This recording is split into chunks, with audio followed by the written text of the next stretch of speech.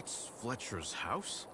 Damn, is he a celebrity or something? Not quite a celebrity, but I believe he wanted to run for mayor some years ago. Oh my.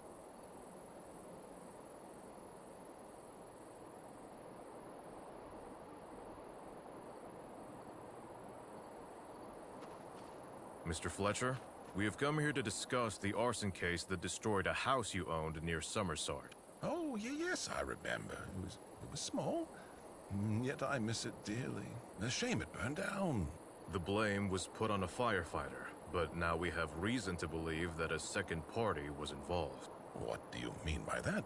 That Ellis guy wasn't working alone. I'm sorry, sir, but we have grounds to assume that you were part of an insurance fraud scheme. What are you talking about? Insurance fraud? Do you have any evidence for your wild accusations?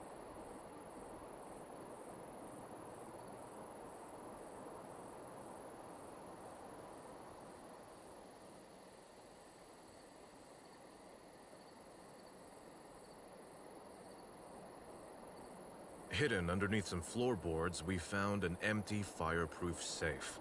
What was in there? The safe? What safe? Oh, that's, yeah, no, that was empty the entire time, and I didn't even know, Sir, your reaction is very telling.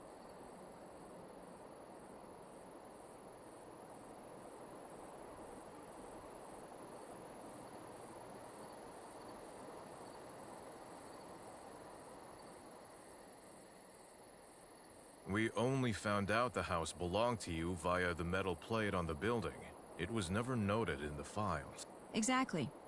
Raises the question of whether you properly mentioned that to the officers and the insurance company. But I might have just forgotten about that. It was a big fuss, you know.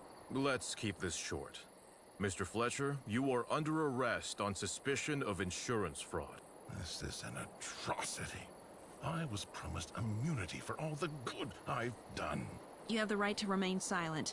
Anything you say can and will be used against you in a court of law.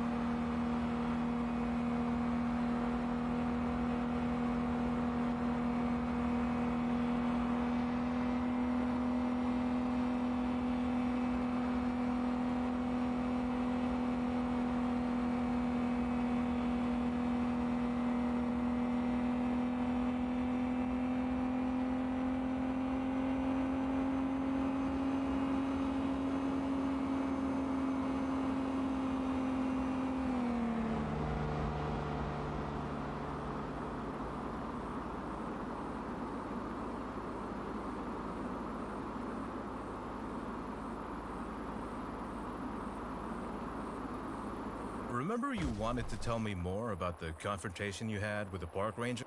Ah, yes. My boyfriend and I went on a hike with our dog through the park one day, as we often do. And all of a sudden, out of nowhere, the park ranger's standing on the path in front of us.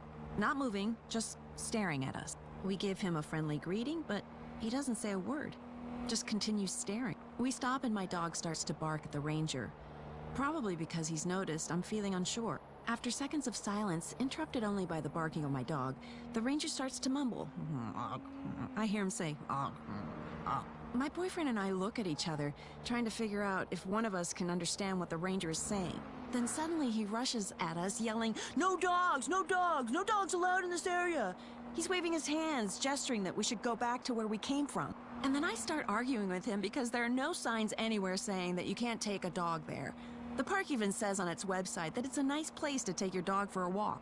Okay. That ranger seems like a real oddball to me. What happened next? Then my boyfriend pulls me away and we leave. But that's not the end of the story. Back at the entrance, I go to the information stand and ask why dogs aren't allowed in that area. The woman just looks confused and tells us there's no area in the park where dogs aren't allowed. And when I describe the ranger, she tells me she's never seen anyone like that working there. Ooh, wait. Are you telling me? Yep, just some weird guy dressed up as a ranger, telling people not to go in that area of the park. Maybe he wants it all to himself. Don't know. Kaminora really does attract some strange people.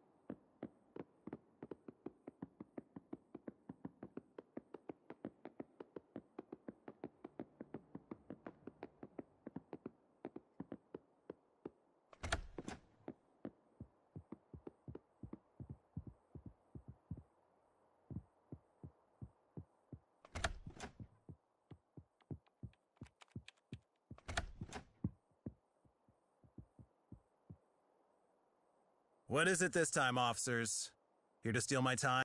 Is it really stealing time if we're bringing good news? You'll be delighted, Major. Good news? Fine. Spit it out. Remember that case we wasted our time on? We figured out the truth and made an additional arrest. Another arrest. So you scooped through all the evidence and decided every other officer had missed some.